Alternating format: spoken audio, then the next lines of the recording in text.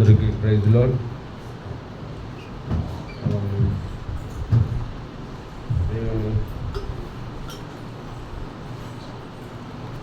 శరీరంలో రక్తం చేయడానికి మునుపు మనము వాక్యానుసారంగా పరీక్ష చేసుకొని మనం సిద్ధపడదాం. అంతకుముందు బైబిల్ పాడుకుందాం, ఒకే భాషలో పాడుకుందాం, టైం లేదు. పఠింప శ్రేష్ఠ గ్రంథము బైబిల్, పఠింప శ్రేష్ఠ గ్రంథము బైబిల్, అనుదినము పఠించిన ప్రేమతోడ నడుపును. ఓ పఠింప శ్రేష్ఠ గ్రంథము బైబిల్.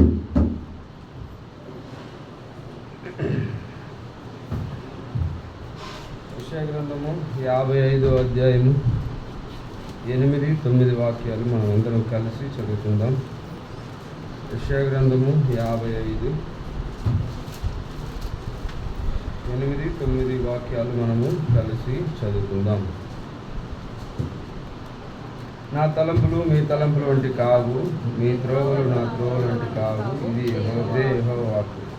ఆకాశం భూమి ఎంత ఎత్తుగా ఉన్నవో నీ మార్గముల కంటే నా మార్గములు, నీ తలంపుల కంటే నా తలంపులు అంత ఎత్తుగా ఉన్నవి. ప్రార్థన చేసుకున్నాను.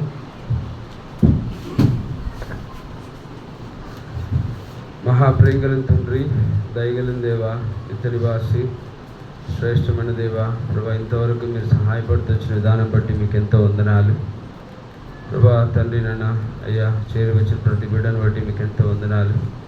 మమ్మల్ని ప్రభా తండ్రి మీ యొక్క బల్లకై సమీపించి ప్రభా మమ్మల్ని తీసుకొస్తూ వచ్చిన విధానం బట్టి మీకు ఎంతో వందనాలు, స్తుతులు, స్తోత్రాలు. ఆ రీతిగా ప్రభా మమ్మల్ని మేము సిద్ధపరచుకొని, మమ్మల్ని మేము పరీక్షించుకొని సిద్ధపరచుకున్నట్టుకు మీరే ప్రభా తండ్రి మాకు మంచి సహాయం చేయమని వదిలాడుకుంటున్నాను. ఆ క్రమంగా ప్రభా తండ్రి మీరు ఇచ్చిన వర్తమానం బట్టి మీకు ఎంతో వందనాలు. చదువుకున్న వాక్యాన్ని బట్టి మీకు ఎంతో వందనాలు. వాక్యమును దీవించి మా పంచిపెడుతున్నామని వదిలాడుకుంటున్నాను. సాయం చేయండి ప్రభా. నిలబడుతున్న మీ దాసుడు ఎందుకు పనికిరాని వాడు ప్రభా, మీరే కరుణించండి ప్రభా తండ్రి. మీ దాసుని మరుగుపరుచుకొని ప్రభా మీరు మాట్లాడుతున్నామని బతిలాడుకుంటున్నాను. సహాయం చేయమని ప్రభా. చేరువచ్చిన ప్రతి బిడ్డను బట్టి మీకు ఎంతో వందనాలు. రావాల్సిన ఇంకా ప్రభా తండ్రి మీరు పిల్లల్ని తీసుకురమ్మని బతిలాడుకుంటూ నన్ను తగ్గించుకుంటూ మిమ్మల్ని ఇచ్చిస్తాం. మా ప్రభు, మా రక్షకుడు, మహోన్నతుడైన ప్రభుని యేసుక్రీస్తు వారి ఘనమైన నామమున స్తుతిస్తూ ప్రార్థిస్తూ బ్రతిమలాడి వేడుకుంటున్నాను తండ్రి. ఆమేన్.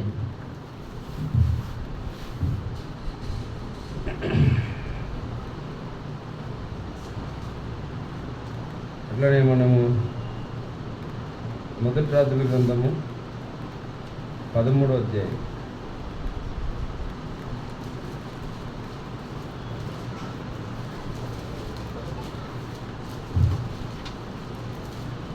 రాజుల గ్రంథము 13వ అధ్యాయము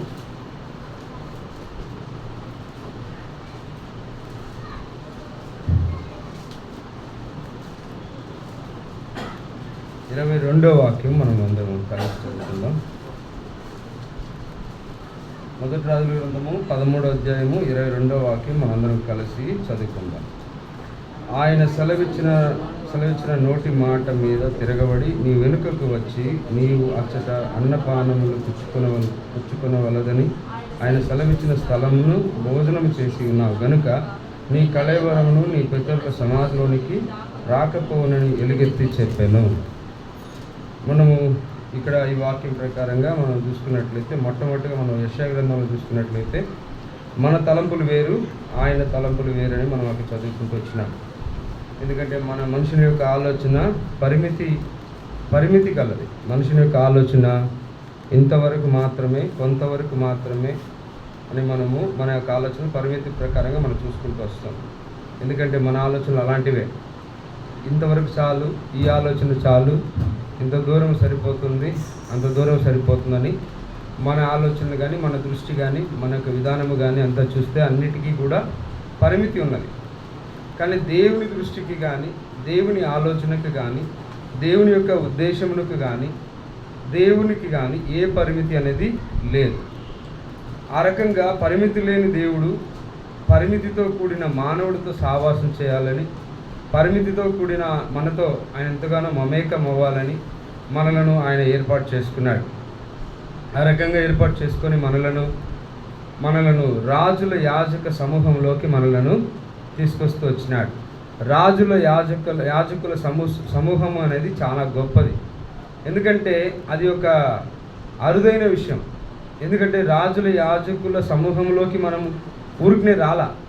మనలను ఎంతగానో ఆయన ప్రేమించినాడు. మనల్ని ప్రేమించిన నిమిత్తమై ఆయన ప్రాణమును త్యాగంగా మన కొరకై అర్పిస్తూ వచ్చినాడు. ఆయన ప్రాణమును త్యాగంగా అర్పించిన దాన్ని బట్టే మనము కూడా రాజుల యాజకుల సమూహంలోకి మనం వస్తూ వచ్చినాం. ఆ ప్రకారంగానే మనము ఈ యొక్క ఇప్పుడు ప్రస్తుతం మనము యాజకుల విధానంలో మనం ఉన్నాం. అంటే మనం ఇప్పుడు యాజకుల విధానంలో అంటే దేవుని మనం ఆరాధిస్తున్నాం, దేవుని మనం గణపరుస్తున్నాం, దేవుని మనం మహింపరుస్తున్నాం, దేవునికి ఇష్టానుసారంగా మనము ఈ లోకంలో మనం జీవిస్తున్నాం. ఇది మనం ఇప్పుడు చేసేది మనంతా కూడా యాజకత్వం. మనకి ఇంకా మన ప్రభువు తర్వాత మనలను రాజులుగా నియమించబోతున్నాడు. రాజులుగా మనలను ఇంకా ఆయన తగిన సమయంలో ఈ లోకంలో ఆయన రాబోతున్నాడు. వచ్చిన తర్వాత మనలందరూ ఎత్తబడబోతున్నాం. ఎత్తబడిన తర్వాత అందరిని కూడా మనలను ఆయన రాజుగా నియమించబోతున్నాడు. ఆ యొక్క రాజరిక పరిపాలనకు ఇంకా మనం సిద్ధపడాలి. ఆ సిద్ధపడే క్రమంలో మనం ఇప్పుడు ప్రస్తుతం ఉండే విధానం ఏంటంటే యాజకుల యొక్క విధానంలో మనం ఉన్నాం. అంటే దేవుణ్ణి మనము గణపరిచే వారంగా మనం ఉన్నాం, దేవుని మాటకు లోబడే వారంగా మనం ఉన్నాం, దేవుని చిత్తాన్ని చేసే వారంగా మనం ఉన్నాం, దేవునికి ఇష్టలుగా మనం ఉన్నాం. దేవుని ఎక్కువగా అంటే ఆయనకు మించి మనం ఎక్కువగా ప్రేమించలేం. కాబట్టి మనము మన పూర్ణ మనసుతో పూర్ణ ఆత్మతో మనం ఆయనని ప్రేమించే వారంగా మనం ఉన్నాం. సరే, ఇప్పుడు ఈ యొక్క మొదటి రాజుల గ్రంథంలో ఒక ప్రవక్త, పేరు లేని ఒక ప్రవక్త ఇక్కడ కనబడతాడు మనకు. ఈ ప్రవక్త యొక్క పేరు దీంట్లో రాయబడలేదు, కానీ 13:1 చదువుమా. 13వ అధ్యాయము.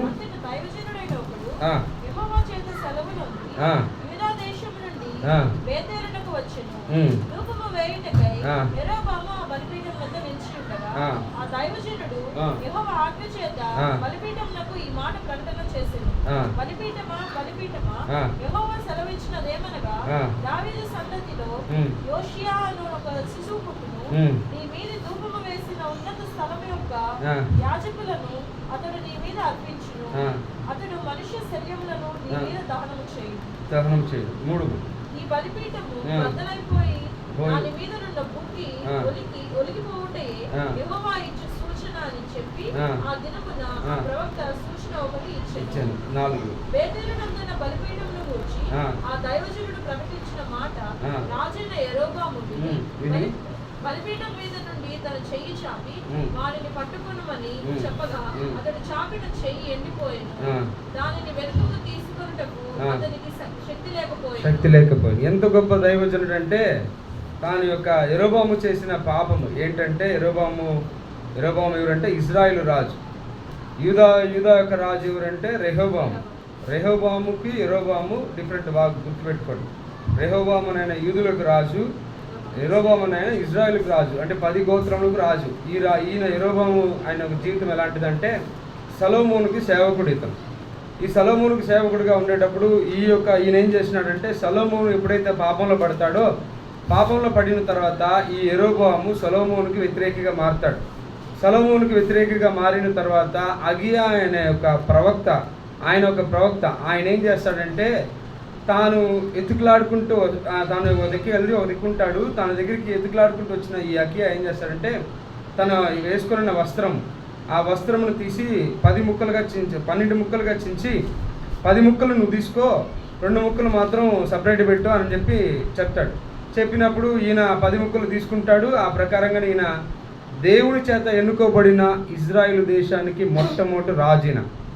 అంటే 2 భాగాలుగా విడిపోయిన తర్వాత యూదా విడిపోయింది, తర్వాత ఇజ్రాయిల్ దేశం 10 గోత్రములు విడిపోయినారు. మొత్తం 12 గోత్రాలు కాబట్టి 2 గోత్రములు పక్కకు వచ్చినాయి, ఇంకో 10 గోత్రాలు పక్కకి వెళ్ళినాయి. ఈ 10 గోత్రాలు కలిసిన మొట్టమొదటి రాజు ఎవరు? యెరోబాము. ఇతను ఎన్నుకునే విషయం సొలొమోనుకు తెలుస్తుంది. తర్వాత దాని ముందు గ్రంథాలు మీరు చదవండి, మీకు అర్థమైపోతుంది. నేను మీకు ఒక ఓవరాల్గా మీకు ఒక మెసేజ్ లాగా ఇచ్చేస్తాను. అట్లా ఎన్నుకోడిన మొట్టమొదటి రాజున ఈ రాజు ఏం చేసినాడంటే, సొలొమోను ఇతని విషయం తెలుసుకున్న తర్వాత అతను చంపాలని ప్రయత్నం చేస్తాడు. చంపాలని ప్రయత్నం చేసినప్పుడు ఈ యెరొబాము అనే వ్యక్తి ఏం చేస్తాడంటే ఐగుప్తుకు పారిపోతాడు. ఐగుప్తుకు పారిపోయి అక్కడ షీషాక్ అనే ఒక రాజు దగ్గర ఉంటాడు. ఉన్న తర్వాత ఈ యొక్క సొలొమోను చనిపోతాడు. చనిపోయిన తర్వాత కొడుకు రాజు అవుతాడు. ఎవరు? రెహోబాము రాజు అవుతాడు. రెహోబాము రాజు అవుతున్నాడు అని చెప్పి అతన్ని కూడా పిలిపిస్తారు. మళ్ళీ నువ్వు కూడా రా, సొలొమోను చనిపోయినాడు కదా, మనం వెళ్ళి రెహోబాము దగ్గరికి అడుగుదాము, మాకు ఎక్కువ భారంగా ఉంది, మాకు ఎక్కువ బరువు ఉన్నాయి, వీటిని తగ్గిద్దామని అడుగుదామని చెప్పి అతను పిలిపిస్తారు. అతను చేసిన ప్రధానమైన తప్పు అదొకటే. ఏంటి ఆ తప్పు అంటే ఐగుప్తుకి పారిపోవడం.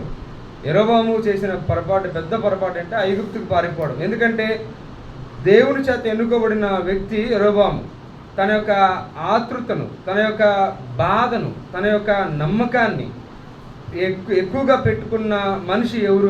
ఎక్కువగా పెట్టుకున్న మనిషి ఎవరంటే యెరొబాము. ఆ రకంగా అగియా అక్కడ మాట్లాడేటప్పుడు కూడా మీరు ముందు చదవండి, మీకు తెలుసు, ముందు అధ్యాయంలో చదవండి. ఆయన అగియా మాట్లాడేటప్పుడు దేవుని యొక్క మాటలు అక్కడ ఆ అగియా ప్రవక్తకు వచ్చేటప్పుడు నేను నిన్ను నమ్ముతున్నాను అనే కాన్సెప్ట్ మీదనే మాట్లాడతాడు. నువ్వు జాగ్రత్తగా ఉండు, దేవుడు నిన్ను ఎన్నుకున్నాడు, దావీదుకి ఏ రకంగా నేను ఆయన ఇంటిని స్థిరపరుస్తూ వచ్చినానో అదే రకంగా నీ ఇంటిని కూడా స్థిరపరుస్తానని చెప్పి వాగ్దానం చేస్తాడు. కానీ యెరొబాము ఏం చేస్తాడంటే ఐగుప్తుకు పారిపోయి మళ్ళీ రాజు అయిపోతాడు. రాజు అయిపోయిన తర్వాత ఈ యొక్క దేవుని మాట చెప్పిన రాజు అయిపోతాడు. రాజు అయిపోయిన తర్వాత ఇక్కడ ఏం చేస్తాడంటే యెరొబాము అందరూ కూడా యెరూషలేము మందిరానికి వెళ్ళి ఆరాధన చేస్తున్నారు, ఈ ఇశ్రాయేల్ ప్రజలందరూ కూడా, ఇది కాదు అని చెప్పి ఏం చేసినాడంటే తాను ఒక పెద్ద పాపంగా ఏంటంటే ఆనాడు అహరోను ఏ రకంగా అక్కడ దూడను ఏర్పాటు చేసుకున్నాడో, అంటే వాళ్ళని ఇశ్రాయేల్ ప్రజలు ఆ ప్రయాణంలో ఉండేటప్పుడు ఏం చేస్తారంటే మోషే పర్వతం మీదకి వెళ్తాడు. సినాయి పర్వతం మీద వెళ్ళి దేవుని దగ్గర ఉండేటప్పుడు కింద వీళ్ళు మోషే ఏమైనాడో మాకు తెలీదు, మాకు దేవుళ్ళు కావాలా అని అన్నప్పుడు అహరోను ఏం చేస్తాడంటే వాళ్ళ బంగారాన్ని తీసుకొని దూడని చేస్తాడు.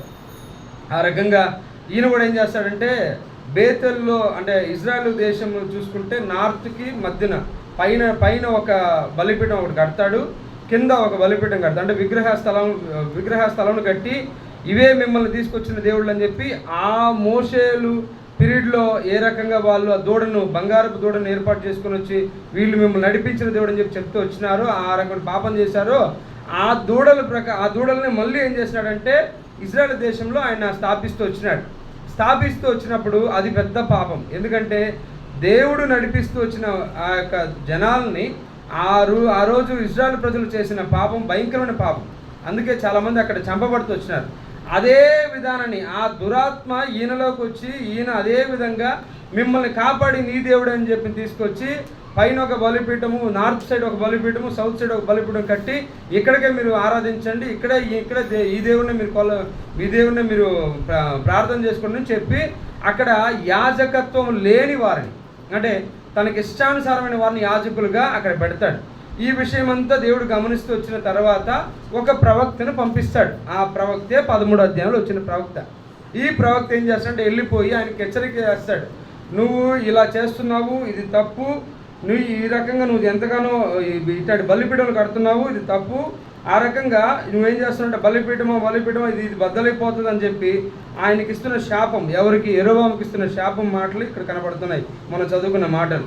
ఆ రకంగా 4వ వాక్యంలో బేతేలు వద్ద బలిపీఠం గురించి ఆ దైవజనుడు ప్రకటించిన మాట రాజైన యెరొబాము విని బలిపీఠం మీద నుండి తన చెయ్యి చాపి వానిని పట్టుకొని అన్నాడు. అంటే ఏ బలిపీఠంను కట్టిస్తూ వచ్చినాడో ఆ బలిపీఠం దాని ప్రకారం చెయ్యి చాపి వాడిని పట్టుకొని చెప్పి చెయ్యి చాపినాడు. ఆ చెయ్యి అట్టనే ఎండిపోయి మళ్ళీ వెనక్కి రాకపోయేతోళ్ళకి మళ్ళీ ఏం చేస్తున్నాడంటే అదే యెరొబాము రాజు ఈ ప్రవక్త దగ్గరికి వచ్చి నా కోసం ప్రార్థన చేయని అడుగుతాడు. సరే, అదేవిధంగా మళ్ళీ ఆయన ఏం చేస్తాడంటే ఆయన చాలా బాధతో ప్రార్థన చేస్తాడు. చెయ్యి మళ్ళీ నార్మల్గా అయిపోతుంది. నార్మల్గా అయిపోయిన తర్వాత మరలా ఆ దైవజనుడు ఈ యొక్క యెరొబాము రాజు నా ఇంటికి రండి, భోజనం చేద్దరు రండి, కొంచెం విశ్రాంతి తీసుకుందరండి అని పిలిస్తే ఈయన పోడు. ఎవరు? ఈ యొక్క ప్రవక్త పోడు. ఏమంటాడు అక్కడ 8 చదువుమా.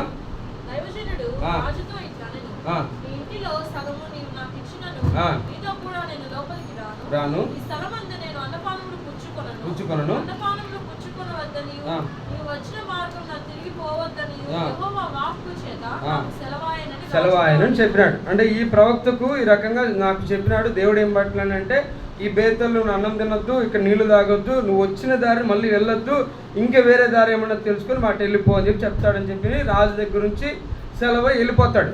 వెళ్ళిపోయిన తర్వాత అదే ఊరిలో మహావృద్ధుడైన ఒక యాజకుడు ఉంటాడు. ఈ యాజకుడు ఏం చేస్తాడంటే, పోయి అతన్ని మళ్ళీ పిలుచుకొని వచ్చి, దేవుడు నాకు నిన్ను పిలుచుకొని వచ్చి నీకు అన్నపానాలు పెట్టమని చెప్పినాడని అబద్ధం ఆడి తీసుకొస్తాడు. అంటే ఈ అధ్యాయం మొత్తం చదివితే లేట్ అయిపోద్ది. నేను మీకు ఈ అధ్యాయంలో ఉన్న విషయం నేను మీకు చెప్తున్నా. అదే అక్కడున్న వృద్ధుడు యొక్క యాజకుడు ఏం చేస్తాడంటే, ఆయనని మళ్ళీ వెనక్కి తీసుకొస్తాడు. ఎట్లా తీసుకొస్తాడంటే, తన కుమారులు వెళ్ళి ఆ యాజకుడికి చెప్తారు, ఏమని, అయ్యా ఈ విధంగా ఒక యాజకుడు కనిపించినాడు, రాజుకి జరిగింది, ఇలా జరిగిందంటే ఆ యాజకుడు ఏ దారిని పోయినాడంటే పలానా దారిని పోయినాడని చూపించినప్పుడు సరే అని చెప్పి నేనేం చేశానంటే, ఒక గాడిదను రెడీ చేసుకొని గాడిద మీదకి ఎక్కి వెళ్ళిపోయి ఎత్తుకులాడుకుంటూ వెళ్ళినప్పుడు అక్కడ ఎక్కడ కూర్చున్నాడంటే, మస్తకి వృక్షం దగ్గర కూర్చొని ఉన్నాడు. ఈ మస్తకి వృక్షం అనేది చాలా ఇంపార్టెంట్. దీని గురించి నేను మళ్ళీ చివరిగా చెప్తాను. ఫస్ట్ జరిగిన విషయం చెప్తాను. మస్తకి వృక్షం కింద కూర్చున్న తర్వాత అక్కడ నుంచి మళ్ళీ ఆయన్ని తోడుకొని వస్తాడు. అంటే ఆయన రాడు, ముందు రాడు. ఈ ఊరికి రావద్దన్నాడు దేవుడు, ఇక్కడ ఏం తినొద్దన్నాడు, ఈ దారిని కాకుండా వేరే దారిని పొమ్మన్నాడు, నేను రాను అంటాడు. కానీ అదే ప్రవక్త ఏం చేస్తాడంటే అక్కడ అబద్ధం ఆడతాడు. అబద్ధం ఆడి, నువ్వు రా, దేవుడే నన్ను పిలిపించినాడు, నీకు అన్నపానాలు పెట్టమన్నాడు చెప్పి అబద్ధం ఆడి తీసుకొస్తాడు. తీసుకొచ్చి కూర్చొని పెట్టి అన్నపానాలు పెట్టినప్పుడు అక్కడ మరలా ఎవరైతే తీసుకొచ్చినాడో ఆ వృద్ధుడికి దేవుడు తోడయి ఆ దేవుడు వచ్చి బయలుపరిచి ఇచ్చే మాట మనం ముందు చదువుకున్న మాట. ఏది 22 అనుకుంటా. ఆయన సెలవిచ్చినని 21 చూద్దామా.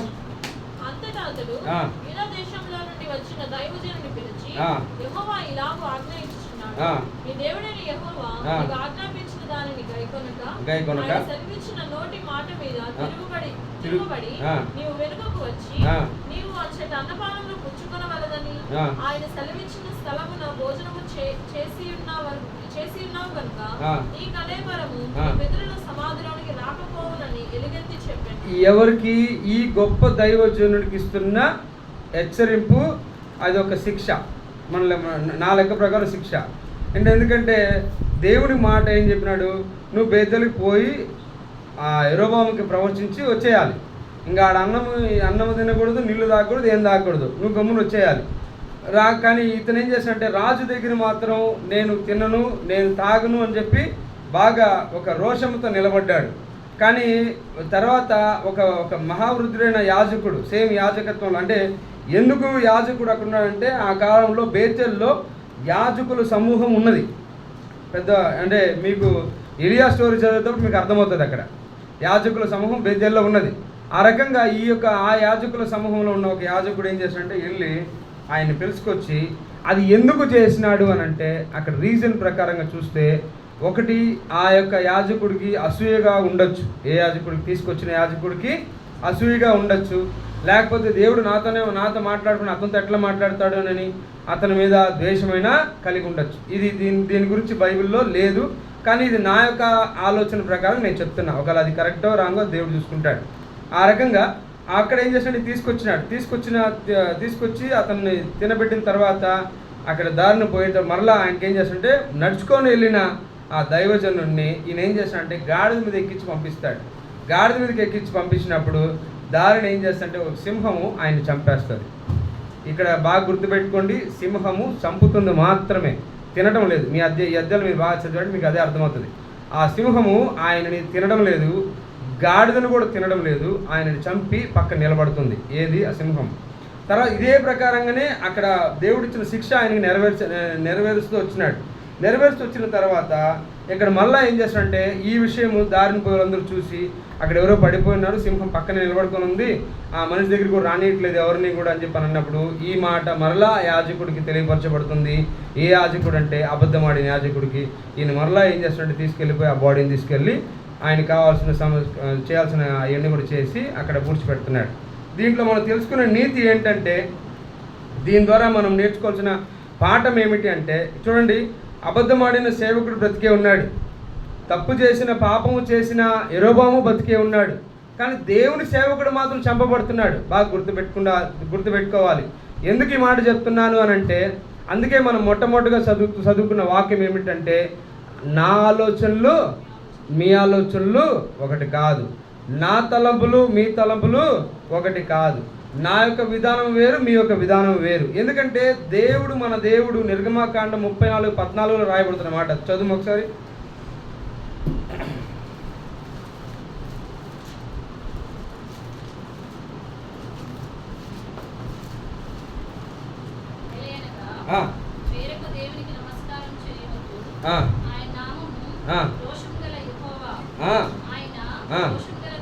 రోషము కలిగిన దేవుడు మన దేవుడు. చెప్పిన పనిని చెప్పినట్టుగా చేయాలి, లేదా వేరే వేరే వేరే రకంగా మనం సొంత ఆలోచన ప్రకారం వెళ్ళిపోయి ఇది కరెక్టేలే, ఇది చేయొచ్చులే.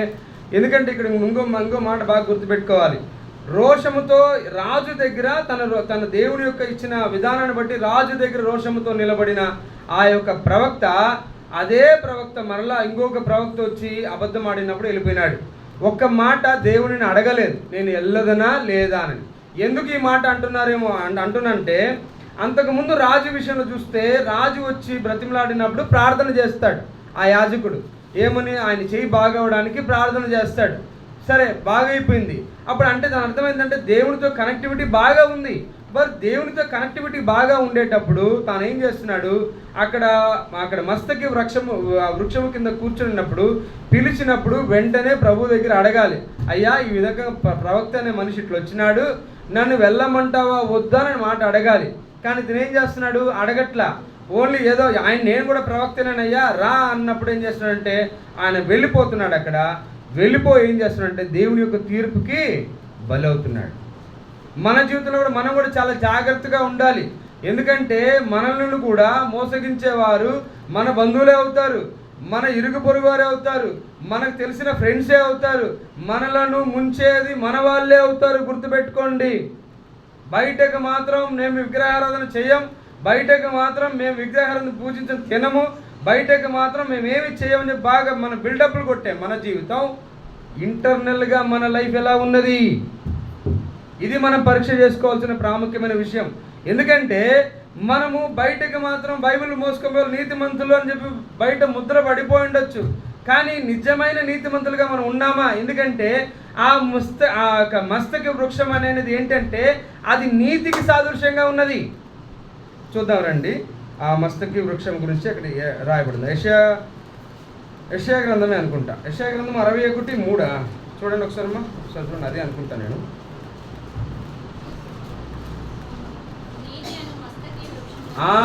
నీతి అనే మస్తకి వృక్షము. చూడండి, ఇక్కడ మస్తకి వృక్షం దేనికి సూచనగా ఉంది? నీతికి సూచనగా ఉంది. కానీ మనము ఈ మస్తకి వృక్షము కింద ఉన్నాం, బాగానే ఉంది కాదనట్లా. కానీ ఈ మస్తకి వృక్షము దాటి పక్కకి వెళ్ళిపోతున్నావా? జాగ్రత్త, దేవుడు హెచ్చరిస్తున్నాడు. ఎందుకంటే దేవుడు రాబోతున్నాడు. ఈ నీతి అనే మస్తకి వృక్షము కింద ఉన్నంత వరకు సేఫ్. ఎందుకంటే ఇదే మస్తకి వృక్షము కింద మొట్టమొదటగా దెబోరా పాతి పెట్టబడుతూ వచ్చింది. ఎవరా దెబోరా? చెప్పండి చూద్దాం. కాదు, ఇంకొక దెబోరా. ఇద్దరు దెబోరాలు ఉన్నారు తెలుసా? ఒక దెబోరా రెబెకా యొక్క అవ్వ. ఆమె అక్కడ ఆ మస్తకి వృక్షము కింద పాతి పెడుతూ వచ్చినారు. అని దాని అర్థం ఏంటంటే ఆమె నీతి మంత్రాలు. మస్తకి వృక్షము కింద ఉండే వాళ్ళందరూ కూడా ఇదే మస్తకి వృక్షము కింద యాకోబు తన యొక్క దేవతను, తన యొక్క విగ్రహాలను ఏం చేస్తున్నాడు, దొంగలించే విగ్రహాలను ఏం చేస్తున్నాడు, పాతి పెడుతున్నాడు అక్కడ. అంటే దాని అర్థం ఏంటంటే తాను నీతిమంతుడిగా అక్కడ ప్రూవన్ అవుతుంది. అదే రకంగానే మనము కూడా మన వ్యక్తిగత కుటుంబ సంఘ జీవితంలో మనము కూడా మస్తకి వృక్షమైన ప్రభు యేసుక్రీస్తు అనే నీతిలోకి మనం వచ్చినాం. ఈ నీతి దగ్గర మనం జాగ్రత్తగా ఉండాలి. ఎందుకంటే నీతి తప్పిందో మనకు ఖచ్చితంగా ఏదో ఒక రకంగా ఇబ్బందులోకి వెళ్తాం. ఒకవేళ ఇప్పుడు కృపకాలం, దేవుడు ఆనాడు ధర్మశాస్త్ర కాలం కాబట్టి ఆయన్ని చంపేసినాడు. అక్కడ సింహము అతన్ని చంపేసింది. ఆయన కళేబరమును ఆయన పితరుల దగ్గరికి పోనీయకుండా ఆపేస్తూ వచ్చింది. అంటే దాని అర్థం ఏంటంటే పరలోక రాజ్యాన్ని పోనీయకుండా ఆపేస్తూ వచ్చింది. కానీ ఈ కృపకాలంలో మరింత జాగ్రత్తగా మనం ఉండాలి. ఎందుకంటే ఈ కృపకాలంలో మనం ఏంటంటే మనం అనుకుంటాం దేవుని కృప మనల్ని కాపాడుతుంది, దేవుని కృప మనకు సహాయపడుతుంది, దేవుని కృప మనలను భద్రపరుస్తుందనని. అవన్నీ కరెక్టే, కాదనట్లా. కానీ నీతి మార్గంలోకి మనం తప్పిపోయి, మనము నీతి మార్గం నుంచి పక్కకి వెళ్ళిపోయి, మన మస్తక వృక్షము కింద ఎవరో చెప్పిన మాటలను బట్టి, లేకపోతే మన ఇరుగు పొరుగు వారు చెప్పిన మాటలను బట్టి, ఇది ఏం కాదులే, మనుషులే కదా, మనవాడే కదా, మన సహోదరుడే కదా, మన తోటి సహాయకుడే కదా, మా అక్కే కదా, మా చెల్లెలే కదా అని చెప్పి వెళ్ళినావా, ఖచ్చితంగా మాత్రం ఈ కృపకాలంలో దానికి తగిన మూల్యం కంపల్సరీ చెల్లించాల్సిందే. చెల్లించకపోతే మరలా ఆయన సిలువలోకి ఎక్కడు. బాగా గుర్తుపెట్టుకుందాం మనం. ఎందుకంటే సిలువలో ఒక్కసారి ఆయన మరణించి తిరిగి లేచినాడు అంతే. సెకండ్ టైం వెళ్ళడు. సెకండ్ టైం ఏంటంటే ఎబ్రీ పత్రికలో రాయబడిన మాట ప్రకారంగా ఆయన ఒక్కసారే చనిపోయి తిరిగి లేచినాడు అంతే. తప్పితే తర్వాత చేసిన పొరపాట్లు చేస్తే న్యాయ తీర్పు కోసం మనం ఏం చేయాలి? వేచి ఉండాలి. దీని ప్రకారం మనం సిద్ధపడాలి. అది ఆ భయం మనలో ఉండాలి. ఎందుకంటే మనము మస్తక వృక్షం మనల్ని కాపాడుతుంది, సేఫ్గా ఉంది, భద్రపరుస్తుంది, ఆయన కృప మనకు మెండుగా ఉంది, కాదనట్లా. కానీ మనం సరి చేసుకునే విధానంలో మనం నీతి అనే మస్తక వృక్షము కింద మనం వచ్చే విధానంలో మరలా చెల్లిపోతే మరలా రాలేము. జాగ్రత్త. ఎందుకంటే మనం ఈరోజు ఆయన శరీరంలో రక్తంలో చేయవేయబోతున్నాం. ఆ రకంగా మనం పరీక్ష చేసుకోవాలి. అయ్యా, నేను నీతి అనే మస్తక వృక్షం కింద ఉన్నానా లేనా? ఎందుకంటే మనం ఎక్కడైనా తప్పిపోయినామేమో, ఎక్కడైనా ఇబ్బందులోకి వెళ్ళినామేమో, మన సొంత అన్నదమ్ముల కోసమే, మన సొంత అక్కలదమ్ముల కోసమే, మన బంధువుల కోసమే, మన అనుకున్న మన వాళ్ళ కోసమే దేవుని మాటను మనం తిరస్కరించినామేమో. ఒక అబద్ధమునకు చనిపోయినాడు ఆ ప్రవక్త. సింగిల్ అబద్ధం అంతే. ఏంటి అబద్ధము? నేను ఒక ప్రవక్త, దేవుడు నాతో పలికినాడు, నిన్ను తీసుకురమ్మన్నాడు. సింగిల్ అబద్ధం, చనిపోయినాడు. అంతే మాత్రం కాకుండా ఆయన దేవునితో సావాసం బ్రహ్మాండంగా ఉన్నది.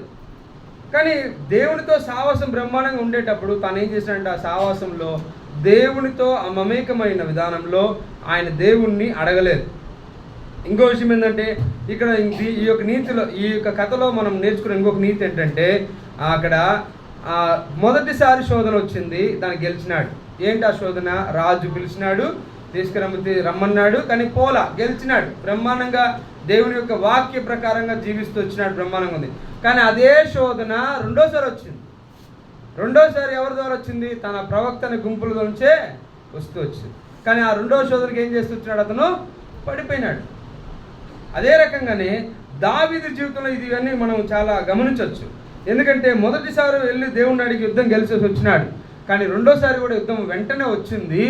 అయినా కానీ దావీదు మహారాజు చేసిన అక్కడ పని ఏంటంటే మోకరించి ప్రార్థన చేసినాడు. ప్రభు మళ్ళా నన్ను ఎలా వెళ్ళమంటావు అని అడిగినాడు. అందుకు దావీదు దగ్గర ప్రభు అన్న మాట ఏంటంటే, నువ్వు ఈ దారిన పోవద్దు, కంబళి చెట్టు ఆ పక్కకు తిరిగిపో, ఆ కంబళి చెట్ల యొక్క కొనల చప్పుడు మీకు వినపడినప్పుడు, నీకు తెలిసినప్పుడు నువ్వు అప్పుడు వెళ్ళి యుద్ధానికి అంటాడు. చూద్దామండి. మొదటి సమయాల గ్రంథం, రెండో సమయాల గ్రంథం చూద్దామండి. రెండో సమయాల గ్రంథం అనుకుంటా. రెండో సమయాల గ్రంథము 5వ అధ్యాయం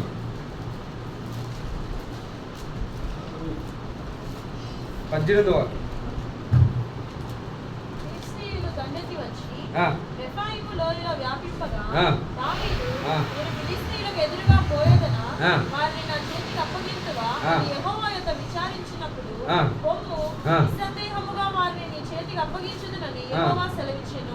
కాబట్టి దావీదు బయల్పెరాజీమునకు వచ్చి అచ్చట వారిని హతము చేసి జల ప్రవాహములు కొట్టుకొని పోవునట్లు యెహోవా నా శత్రువులను నా ఎదుట నిలవకుండా నాశనము చేసినను. చాలు. ఇప్పుడు మళ్ళా 2:22 చదువు. ఫిలిష్తీయులు మరలా వచ్చి రెఫాయిము లోయలో వ్యాపింపగా దావీదు యెహోవా యొద్ద విచారణ చేసెను. అందుకు యెహోవా, నీవు వెళ్ళవద్దు, చుట్టూ తిరిగిపోయి కంబలి చెట్లకు ఎదురుగా వారి మీద పడుము. కంబలి చెట్లు కొనలు చెప్పుడు వినగానే ఫిలిష్తీయులను హతము చేయుటకై యెహోవా బయలుదేరుచున్నాడు కనుక అప్పుడే నీవు త్వరగా బయలుదేరవలెనని సెలవిచ్చాడు. చూడండి, మొట్టమొదటిగా యుద్ధం ఉన్నప్పుడు కూడా అడిగినాడు, నేనేం చేయాలి ప్రభు అని చెప్పి అడిగినాడు. దేవుడు, నువ్వు వెళ్ళిపో, నిస్సహాయం వెళ్ళిపో, నేను నీకు తోడుగా ఉన్నాను, నువ్వు యుద్ధం గెలుస్తావు అన్నాడు. అదే రకంగా యుద్ధం గెలిచేశాడు. సెకండ్ టైం మళ్ళీ వాళ్ళు వచ్చినారు. అదే ఫిలిష్తీయులు మరలా సెకండ్ టైం రెఫాయిములో ఆయన మీదకి యుద్ధంకి వచ్చినప్పుడు ఈయన చేస్తున్న విధానం ఏంటంటే చూస్తే నేర్చుకోవాల్సిన ప్రాముఖ్యమైన విషయం ఏంటంటే మరలా మోకరించి ప్రార్థన చేస్తున్నాడు. తనకి యుద్ధ నైపుణ్యత లేదా? బ్రహ్మాండంగా ఉంది. తన సైనికులు గొప్పవారా? బ్రహ్మాండ సైనికులు. తనకున్న ఆయుధాలు అన్ని బ్రహ్మాండంగా ఉన్నాయి. తన మంచి జ్ఞానం ఉంది, అనుభవం ఉంది. ఎంతోమంది 200 మందిని చంపి నుండుదోలను తీసుకొచ్చిన ఒక గొప్ప సైనికుడు, వీరుడు దావీదు మహారాజు. కానీ రెండోసారి కూడా ఏం చేస్తాను, తన జ్ఞానాన్ని, తన ఆలోచనని, తన విధానం అన్నిటినీ పక్కన పెట్టేసి నాయనా అని నేను మోకరించి అడుగుతున్నాడు. మరి మన జీవితం ఫస్ట్ సారి గెలిచేసాం, బ్రహ్మాండంగా దేవునికి సాక్షిగా నిలబడ్డాం, ఓకే బాగానే ఉంది. కానీ సెకండ్ టైం లేదా థర్డ్ టైం లేదా ఫోర్త్ టైం లేదా 6 ఇంకెన్ని? మన జీవితాంతం. ఇది మన జీవితంలో నేర్చుకోవాల్సిన ప్రాముఖ్యమైన విషయం. ఎందుకంటే ఆ ప్రవక్త ధర్మశాస్త్ర కాలంలో వెంటనే శిక్ష దొరికింది, చనిపోయినాడు. మరి మనకు ఒకవేళ అదే ధర్మశాస్త్ర కాల ప్రకారం మనంగా ఉన్నట్లయితే మనం కూడా ఎన్నిసార్లు చంపబడాల్సిన వారమో, ఎన్నిసార్లు దేవుడు మనల్ని ఎన్నిసార్లు సింహం చేతను ఎలుగుబంటి చేతను చీల్చబడాల్సిన వారమో, అది మనం పరీక్ష చేసుకుని ప్రభువా అవును నిజంగా నా వ్యక్తిగత జీవితం అయితే నేను ఎన్నిసార్లు చీల్చబడాల్సిన వాడినో నాకైతే లెక్కలేదు. ఎందుకంటే నా ఆలోచన ప్రకారం, నా మాట ప్రకారంగా, నా ఉద్దేశాల ప్రకారంగా, నా యొక్క బిహేవింగ్ ప్రకారంగా కూడా నేను అనేక సార్లు పడిపోతూ వచ్చిన వాడినే. ఆ రకంగా మనము కూడా ఆ రకంగా సిద్ధపడి మనము దేవుని యొక్క వాక్యానుసారమైన జీవితంలో దేవుని మాటకు, దేవుని చిత్తమును నెరవేర్చే విషయంలో రాజు దగ్గరికి పంపిస్తూ వచ్చినాడు. అయ్యా నువ్వు చేసేది పొరపాటు, నువ్వు కట్టిన బలిపీఠములు అన్నీ కూడా పగిలిపోతాయి. ఓషియా అని ఒక అతను వస్తాడు, ఆయన ఏం చేస్తాడంటే ఈ బలిపీఠములు అన్నీ కూడా పగలగొడతాడు, అన్నింటినీ కూడా నాశనం చేస్తాడు, నువ్వు కూడా ఇబ్బందులకు వెళ్తావు అని చెప్పి ఆయనకి ఇచ్చిన శాపాన్ని చెప్పే ఒక రాజు దగ్గర నిలబెడుతూ వచ్చిన ఆ ప్రవక్త ఒక సింపుల్ అబద్ధానికి పడిపోయినాడు. ఒక సింపుల్ నా తోటి వాడే, నా తోటి సహోదరుడే, ఆయన కూడా ప్రవక్తే, దేవుడు ఆయనకి చెప్పినాడంట, నేను వెళ్ళి తినమన్నాడంట, నేను వెళ్ళి తాగమన్నాడంట, నన్ను వెళ్ళి అని చెప్పి ఆయన కూడా ఆయనతో పాటు వెళ్ళిపోయినాడు, చనిపోతూ వచ్చినాడు. మరి మనం అనేక సార్లు మనలను కూడా శత్రువు ఏం చేస్తాడంటే మనల్ని పడేయడానికి రకరకాలుగా ఏదో కొత్త వ్యూహాలన్నీ చేయడు. కానీ మనకు తెలిసిన వారే, మనకు అనుకూలమైన వారే, ఇంకా చెప్పాలంటే మన పిల్లలే, మన బంధువులే, మన మామలే, మన అత్తలే, మన అక్కలే, వాళ్ళనే వాడతాడు. ఎందుకంటే తాను ఏం చేసినట్టే మీరు మళ్ళీ గుర్తుపెట్టుకోవాల్సిన ప్రాముఖ్యమైన విషయం ఏంటంటే మన చేత కొత్త పాపమును చేయించడు శత్రువు. గుర్తుపెట్టుకోండి బాగా. ఇది నా జీవితంలో నేను నేర్చుకున్న ప్రధానమైన పాఠం, దేవుడు నాకు నేర్పించిన విధానం. కొత్త పాపమును చేయించడు, చేసిన పాపాన్ని మరలా చేయిస్తాడు. అది పెద్ద పాపం, అది దేవుని దృష్టిలో. ఎందుకంటే ఆ పాపము కోసం ఆయన రక్తమును కార్చి మనల్ని కడిగినాడు, విమోచించినాడు, విడుదలనిచ్చినాడు, బాగానే ఉంది. కానీ మరలా శత్రువు ఏం చేస్తాడంటే మనల్ని ప్రేరేపించి మరలా అదే పాపంని చేయిస్తాడు. ఇది పాపం, పాపంలో మహాపాపం ఇది. ఎందుకంటే మరలా అదే పాపం కొరకే అదే పాపాన్ని మరలా మన చేత చేయించడం ద్వారా దేవుడికి అసహ్యం పుట్టించే విధంగా మనం మారుతాం. అలా మారినప్పుడు ప్రభు ఏం చేస్తాడంటే బాధపడతాడు, ప్రభు దుఃఖపడతాడు. కానీ మరలా మనము ఆ యొక్క కృపకాలంలో మనం ఇప్పుడు ఈ యొక్క కృపకాలంలో మనం ఉన్నాం కాబట్టి ఈ కృపకాలంలో ప్రభు మరలా ఆ యొక్క పాపమును సరిచేయడానికి మనల్ని కొన్ని విధానంలోకి తీసుకెళ్లాల్సిన కొన్ని ఇబ్బందులకు తీసుకెళ్తాడు. ఆయనే తీసుకెళ్తాడు. ఎందుకు తీసుకెళ్తాడంటే ఆ చేసిన పొరపాటుకి సరైన మూల్యం చెల్లించాలి, ఇక్కడే చెల్లించాలి. చెల్లించకపోతే రేపు ఎత్తబడే విధానంలో, దేవుడు మనల్ని తీసుకెళ్ళిపోయే విధానంలో మనం ఈ లోకంలో మనము ఎత్తబడలేని స్థితిలోకి వెళ్ళిపోతాం. ఎందుకంటే ఆ మూల్యం చెల్లించకపోతే ఆ పాపం అలానే మిగిలిపోతుంది. ఆ పాపం ఏం చేస్తుంటే మనం తీసుకెళ్ళేటప్పుడు కాళ్ళు బట్టి లాగుతుంది. యాడికి నువ్వు పోయేది, కూర్చో, నాకు దీనికి సమాధానం చెప్పిపోవాలి. అట్లా మనం ఎత్తబడే క్రమంలోకి మనం సిద్ధపడేటప్పుడు ఆ యొక్క మస్తకి వృక్షము కింద నిలబడి నీతి అనే యొక్క బ్రహ్మాండమైన ఆ వృక్షం, అది ఆ నీతి అనే వృక్షము కింద మనము ఉండేటప్పుడు ఆ వృక్షము మనలను కాపాడే విధంగా ఉంటుంది. కానీ ఆ కాపాడే విధంగా ఉండేటప్పుడు మనం అక్కడే ఉండడమే సేఫ్. ఎప్పుడైతే ఆ నీతి అనే విధానంలోంచి మనం పక్కకి వెళ్ళిపోతామో, ఈ ఒక్క రోజు చెప్పికే కదా, ఈ రోజుకే కదా, ఈ యొక్క క్షణానికే కదా, దేవుని మందిరమే కదా, సరే దేవుని పిల్లలే కదా, దేవుని వాక్యమే కదా, ఆయన చూసుకుంటాడులే, నా పరిస్థితి ఆయనకు తెలీదా, నా ఆలోచనలు ఆయనకు తెలియవా, నా యొక్క పరిస్థితులు ఆయనకు తెలీదా అని అన్నప్పుడు మన పరిస్థితులు ఆయన తెలిసినప్పుడు మన పరిస్థితులను వివరించడానికి మనం ఉండాలి కదా. మనం ఇబ్బందులోకి వెళ్తాం, కాదని చెప్పట్లా. ఇప్పుడు ఒక ఎగ్జాంపుల్ మనం చెప్పాలంటే, ఇంటికి బంధువులు వస్తారు, ఆదివారమే బంధువులు వస్తారు, కానీ మందిరానికి పోవాలి, కంపల్సరీ పోవాలి. ఆదివారం బంధువులు మనం ఏం చేస్తాం, స్కిప్ చేయలేం. సడన్గా ఇంటికి వచ్చి కూర్చుంటారు, మనం ఏం చేస్తాం, ఆదివారం మా బంధువుల కోసం ఏం చేస్తాం, మందిరం నెగ్గొట్టి ఇంట్లో ఉంటాం. సరే, బాగానే ఉంది, కానీ మన ఆ పరిస్థితి ఆయనకు తెలుసు కదా, బంధువులు సడన్గా వచ్చినారు కదా అని అన్నట్లయితే వెంటనే మోకరించి ప్రార్థన చేసి, ప్రభా ఇలా వచ్చినారు, నన్ను ఏం చేయమంటారు అని ఒక్క మాట ప్రభువుని అడిగే క్రమంలో మనం ఉన్నామా? లేముగా. ఎందుకంటే అక్కడ వెంటనే బంధువులు వచ్చినారులే, ఆయన చూసుకుంటారులే, ఏదో ఒక వారం ఏం కాదులే అనే విధానంలోకి వెళ్ళిపోతాంగా, జారిపోతాంగా. అప్పుడు జారిపోయినప్పుడు ఏమవుతుంది, అక్కడ ప్రభు మందిరము అగౌరవపరచబడుతుంది మన ద్వారా. ప్రభువుకి ఇవ్వాల్సిన మర్యాద లేదు, ప్రభువుకి ఇవ్వాల్సిన ఘనత అక్కడ ఆగిపోతుంది, ప్రభువుకి ఇవ్వాల్సిన ప్రభావములను అన్నీ కూడా ఆగిపోతున్నాయి. అంతే మాత్రం కాదు, కానీ ఆయన మన కోసం సిద్ధపరిచిన వర్తమానం, మన కోసం మనల్ని ఎంతగానో ప్రేమించి ఇస్తున్న వర్తమానం, ఆయన యొక్క మాటలు ఏమైపోతున్నాయంటే మన దాకా రాకుండా ఆగిపోతున్నాయి. ప్రకటన గ్రంథం 1వ అధ్యాయము 1వ వాక్యము, 2వ అధ్యాయము 1వ వాక్యం చదివితే అక్కడ దేవుడు సిద్ధపరిచే వర్తమానం చూడండి, ఎక్కడి నుంచి ఎక్కడి దాకా వస్తుంది చూడండి. అక్కడ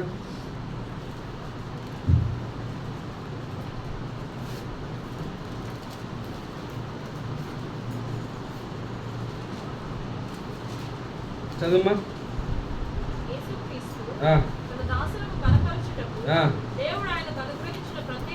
చూడండి, దేవుడు ఆయనకు అనుగ్రహించిన ప్రత్యేకత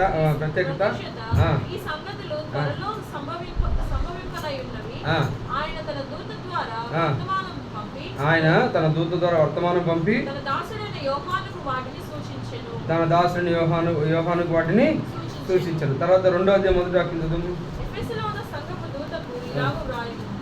7 నక్షత్రములు తన కుడి చేత పట్టుకొని 7 దీపస్తంభముల మధ్య సంచరించువాడు చెప్పు సంగతులు ఏమనగా, నీ క్రియలను నీ కష్టమును. చాలమ్మా, ఇప్పుడు 1వ వాక్యం అంటే ఇక్కడ ఏంటంటే, ఇక్కడ సంఘమునకు ఆయన ఏం చేస్తున్నాడు, ఆయన ఇవ్వాల్సిన వర్తమానం ఆయన ఏం చేస్తున్నాడు, సిద్ధపరుస్తున్నాడు. ఎవరికి ఇవ్వడానికి, సంఘానికి ఇవ్వడానికి. దేవుని వాక్యమును కూర్చి, యేసుక్రీస్తు సాక్ష్యమును కూర్చి తాను సూచించిన మొట్టుకు సాక్ష్యం ఇచ్చాను అన్నమాట. అంటే దేవుని యొక్క విధానం, దేవుని యొక్క వర్తమానం సిద్ధపరిచిన విధానం. అక్కడ వర్తమానం ఎలా సిద్ధపడుతుందంటే, దేవుడి దగ్గర నుంచి యేసుక్రీస్తు వరకు వస్తుంది, యేసుక్రీస్తు వారి దగ్గర నుంచి తర్వాత తన యొక్క పనివాడైన దూత దగ్గరికి వెళ్తుంది, తన దూత దగ్గర నుంచి తర్వాత యోహానుకు వస్తుంది, యోహాను దగ్గర నుంచి మరలా యోహాను ఏం చేస్తారంటే, ఒక సంఘం యొక్క ఒక్కొక్క సంఘానికి ఒక దూత ఉంటాడు, ఆ దూతకి వర్తమానం ఇవ్వబడుతుంది. ఆ దూత ఏం చేస్తారంటే, ఈ సంఘంలో ఉన్న సేవకుడికి ఆ వర్తమానం పంపించబడుతుంది. ఈ రకంగా ట్రాన్స్ఫర్మేషన్ ఒక మందిరానికి ఇవ్వబడుతున్న వర్తమానాలు ఇలా వస్తున్నాయి. బట్ ఇంత ప్రీ ప్లాన్డ్గా ఈ ఆదివారం లేదా ఈరోజు నా పిల్లలకి ఈ వర్తమానం ఇవ్వాలి, ఈరోజు నా పిల్లలకి ఈ వర్తమానం నేర్పించాలి, ఈరోజు ఈ వర్తమానం ద్వారా నేను నా పిల్లలతో మమేకం అవ్వాలి, ఈరోజు ఈ రకంగా నేను నా పిల్లలతో సావాసం చేయాలి, ఈరోజు ఈ రకంగా నేను వాళ్ళతో కలిసిమెలిసి వాళ్ళకి మంచి సూచనలు ఇవ్వాలి, వాళ్ళని దీవించాలి, వాళ్ళని ఆశీర్వదించాలి, వాళ్ళని ప్రేమించాలి, వాళ్ళని గొప్పగా చేయాలని ప్లాన్ వేసుకున్న ప్లాన్ అంతా కూడా ఏమవుతుంది, పాడైపోతుంది. మనము జారిపోయే విధానంలో, మనము పడిపోతున్న విధానంలో, మనము చేస్తున్న ఆ యొక్క చిన్నదే కదా పెద్దదే కదా, దేవుని దృష్టికి చిన్న పాపము లేదు, పెద్ద పాపం లేదు, పాపం పాపమే.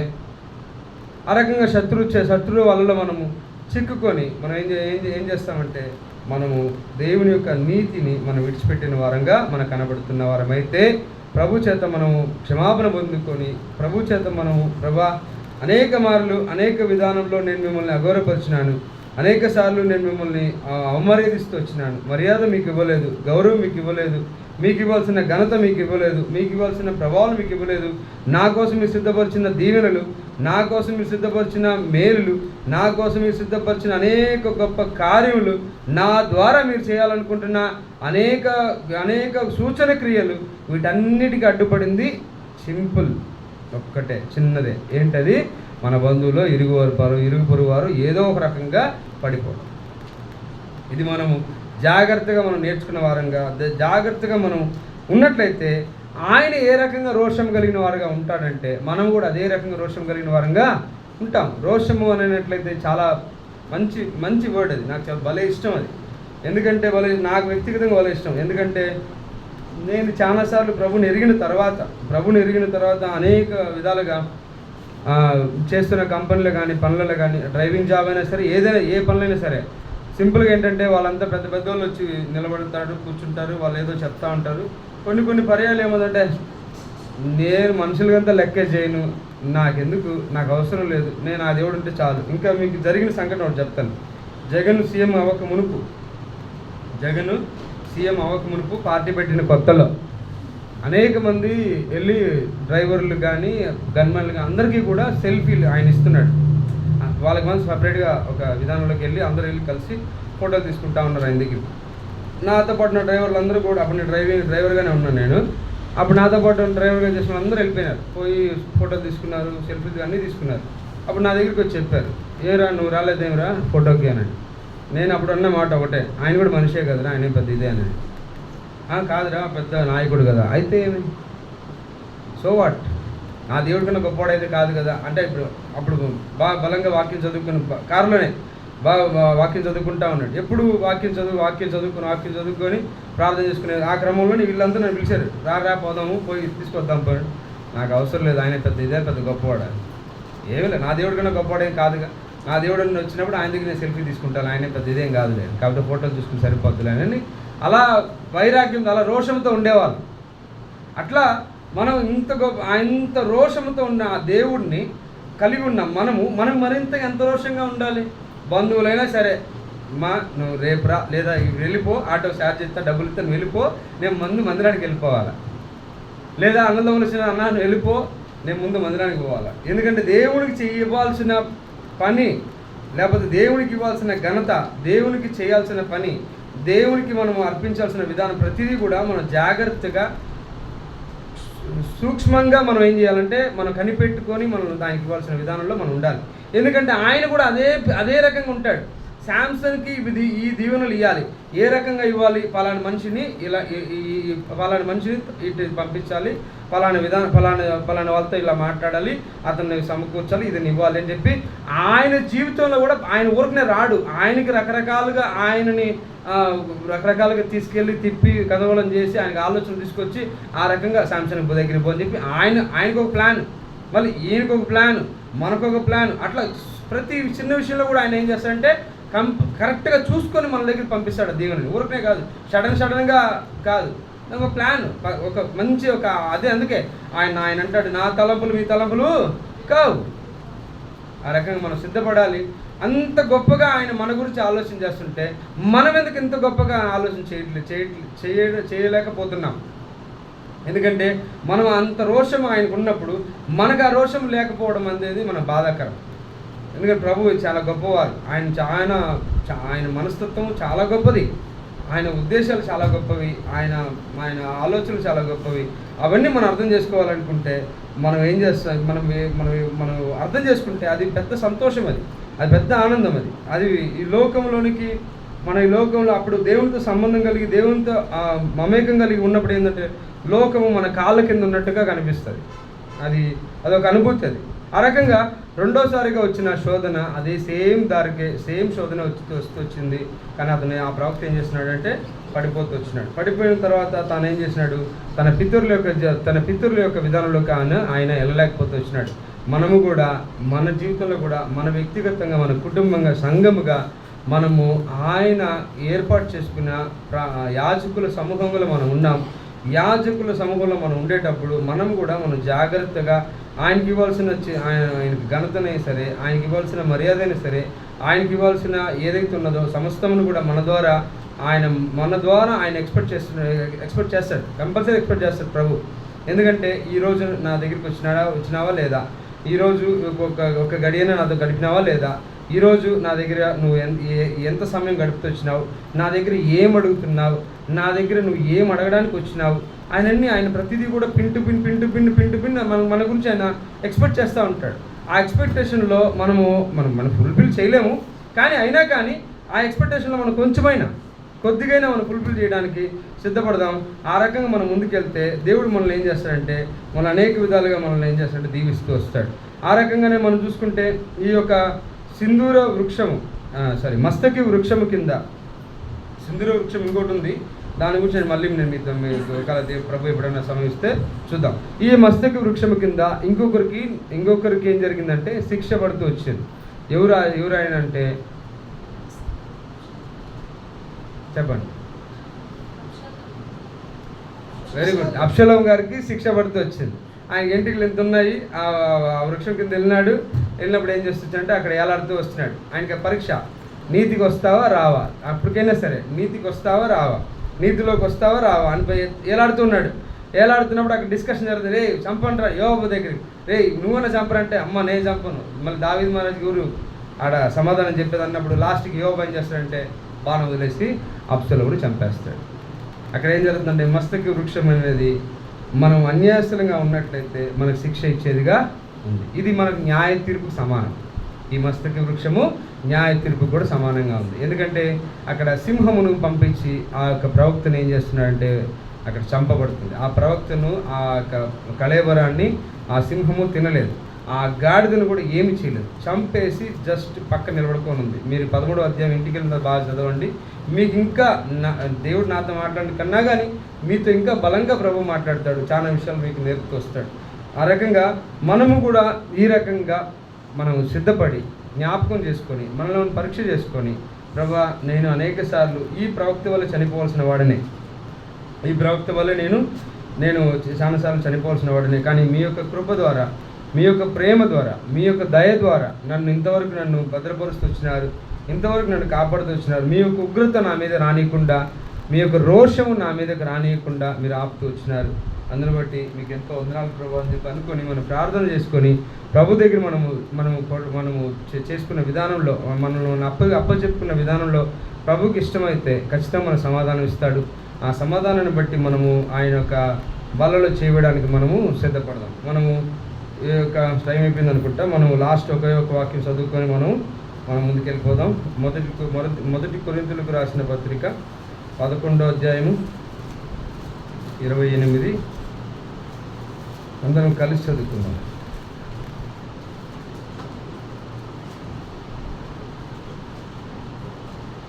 మొదటి కొరింథీయులకు రాసిన పత్రిక 11వ అధ్యాయము 28వ వాక్యం. కాబట్టి ప్రతి మనుషుడు తను తాను పరీక్షించుకున్న వలన అలాగూ చేసి ఆ రొట్టెను తిని ఆ పాత్ర నుండి త్రాగవలెను. ఆ రకంగా మనల్ని మనమే పరీక్ష చేసుకుందాం.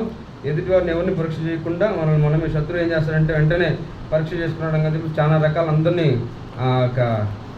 మన మైండ్లోకి తీసుకొస్తాడు, సబ్ని తీసుకొస్తాడు. వాళ్ళు చూడని వాళ్ళందరినీ పక్కకు తీసేసి నన్ను చూడని చెప్పి నన్ను చూడని చెప్పి నన్ను నేను పరీక్ష చేసుకొని ఆ రకంగా సిద్ధపడడానికి ప్రభు మనకి అందరికీ కూడా సహాయపడును.